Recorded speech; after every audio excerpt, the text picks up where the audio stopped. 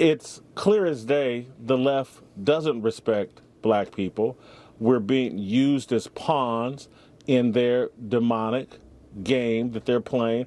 And I know that sounds hyperbolic, but it's just factual. It's a death culture.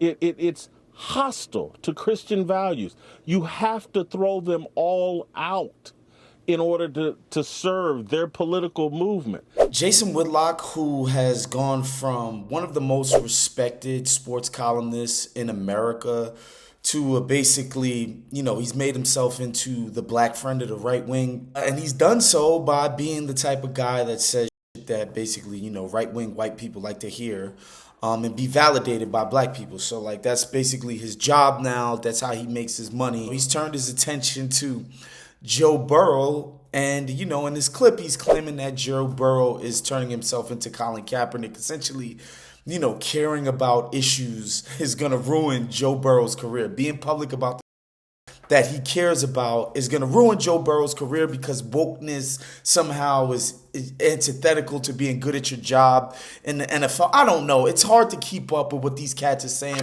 My tweets analogizing Burrow to Rosen and Griffin were not written with malicious intent.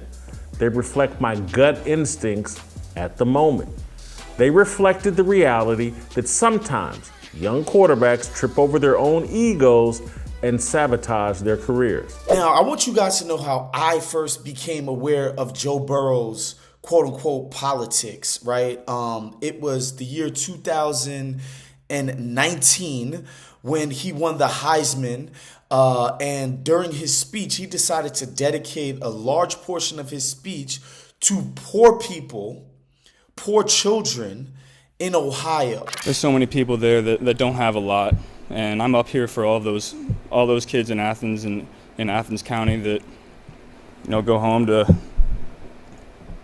not a lot of food on the table, hungry after school.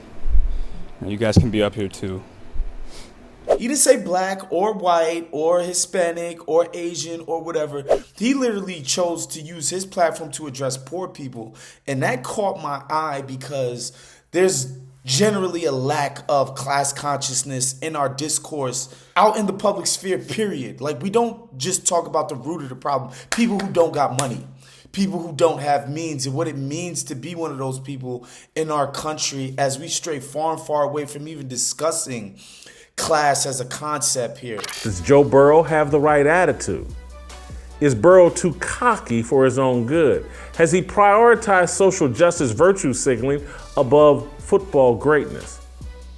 Is Joe Burrow suffering from Colin Kaepernick disease? There's so much to unpack in this clip because Whitlock is using Burrow as the latest example of what he sees as a long line of athletes, specifically quarterbacks, before him that, went down the path of straying from focusing on football and ruined their careers. Kaepernick disease is a deadly form of arrogance, shallowness, narcissism, and wokeness.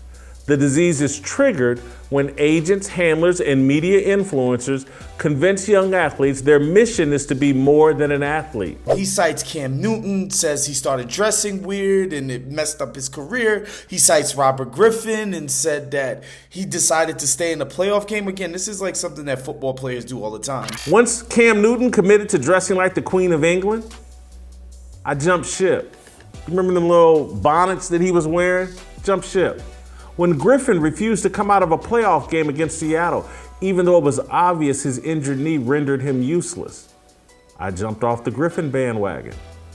I was ridiculed and reviled for arguing that their egos and off-field ambitions would undermine their success. All of these things, which, by the way, if you know anything about these guys' careers, their careers ended when they did because they suffered from the disease of playing football.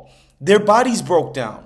That's what happens to most football players, especially when they play the style that these guys played. Their bodies broke down so they could no longer perform. And my favorite part about all of this, right, is he starts off this video by saying that this is social justice signaling, and it's woke signaling, and it's going to derail these people's career.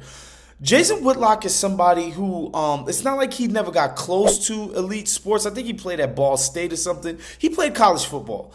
That's pretty elite in football. Like, you can't be some schlub and play college football. He's never played in the pros. Joe Burrow plays probably the most difficult position in American sports, and he's done nothing but excel at it. And Jason Whitlock is endeavoring to tell him what it takes to excel at this position. Mind you, Joe Burrow went to the Super Bowl last year. He's the number one pick in his draft. He won a national championship in college. He won the Heisman playing quarterback.